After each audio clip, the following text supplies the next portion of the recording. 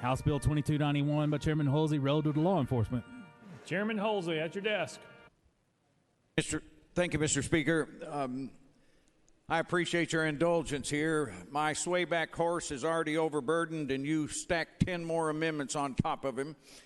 And I've got a decision to make here, but I had heard that the Senate very well may not hear this bill, and I'm going to wait to see what they're going to do, because I don't want to put you through all of what we'd go through to hear it on the House floor if the Senate's not going to hear it.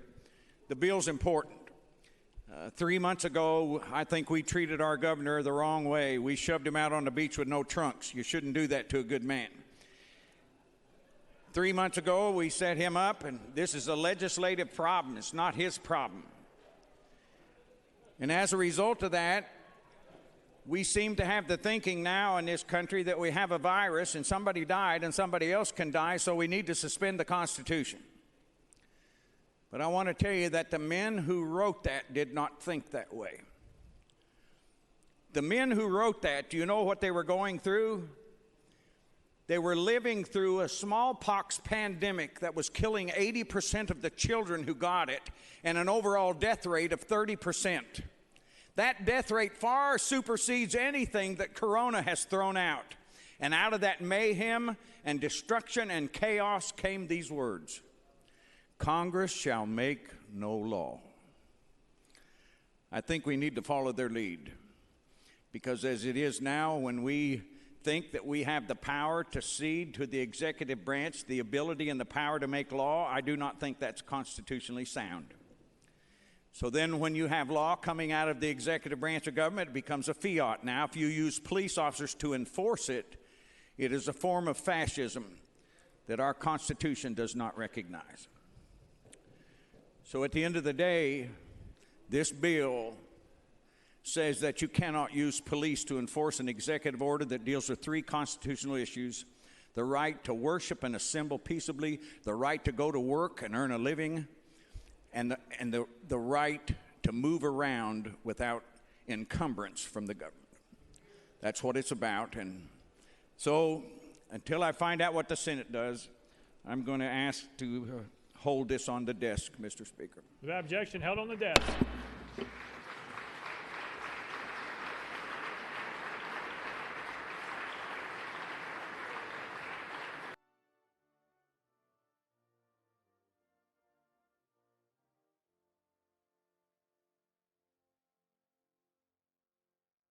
Mr. Speaker, no further amendments. Representative DeBerry, you're recognized. I stand up here before you this morning because I came with a simple bill to take care of a simple problem of a young preacher and his wife who lost a child, and I wanted you to concentrate on that. I know that there are a lot of contentious issues that come through this body. This is a very deliberative body, and the fact that we have 99 names up on that board simply mean that you probably have 99 different opinions. The whole idea of the state of Tennessee sending each and every one of us here is that we build a consensus. Everybody understands whoever gets the 51 votes for a particular issue, that's what the folks of the people of the state of Tennessee want us to respect. So this bill is a very simple bill. I did not come to make it complicated. I did not bring this bill so that it could be a carrier of other amendments. I appreciate everybody's ideas and everybody's concerns about different things, but sometimes stuff is just simple, and we don't make it complicated. And this is one of those occasions where I would hope that each of us block out all the chatter, the noise, the various divisive issues that we have fought on this floor for years and years, and probably will be fighting for years and years, depending upon who sits on this floor, and just concentrate on this young couple who has lost a child that needs us to take care of a bureaucratic issue, as Chairman Smith said, so that they can at least be whole in that respect. And I would hope that all of us in the coming days, I don't know, this could possibly and conceivably be the last time I stand on this floor, depending upon what the people of District 90 say later this year. So I would hope that each of us would take an introspective examination of ourselves and ask ourselves that when folks look down at this body and they look at each and every one of us, that they see that we are not here as just to take care of our political agendas and our political careers, but that we are here taking care of them and the issues that they have asked us to take care of.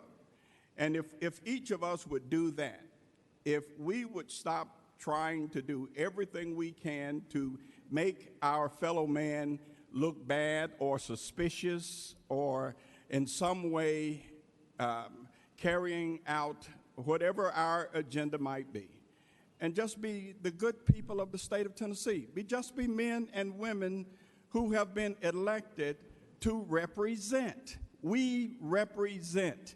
And if we actually believe within ourselves that when we stand up on the floor and we don't take care of proper decorum and proper respect, and we don't conduct ourselves as ladies and gentlemen and as statesmen that we're representing, we are not representing.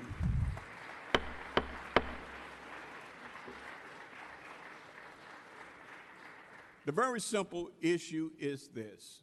These are very, very difficult times in this state, and leadership is paramount. It is needed. Folks are looking to us to lead, and they want us to demonstrate the best of ourselves, not the worst of ourselves. They're not looking for who can land the right cross and the uppercut to knock the other person out. They're looking for the person who knows how to use and properly use the firm hand and the tender touch. The person who knows how to build bridges, and the people who know how to say the things that ought to be said that bring us together and not divide us. This is a very simple, good bill for the good people on this floor to do something good. Just do something good that's going to make a young man and a young woman feel good after having buried their child. Don't allow yourself to be distracted from the good that we can do. We are among some of the most blessed people who've ever lived in the state of Tennessee. We got to serve on this floor. Out of the millions and millions of Tennesseans in our history, we got to serve on this floor. There's a plaque on the side of this desk for Chairman Bragg. There's a plaque back there for Lois D. Berry. There's statues of great men and women all through this building.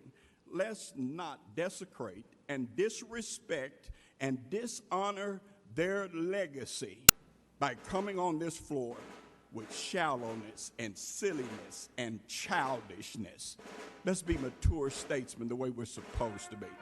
And with that, Mr. Speaker, I appreciate your indulgence. I move passage. Thank you, Representative Berry.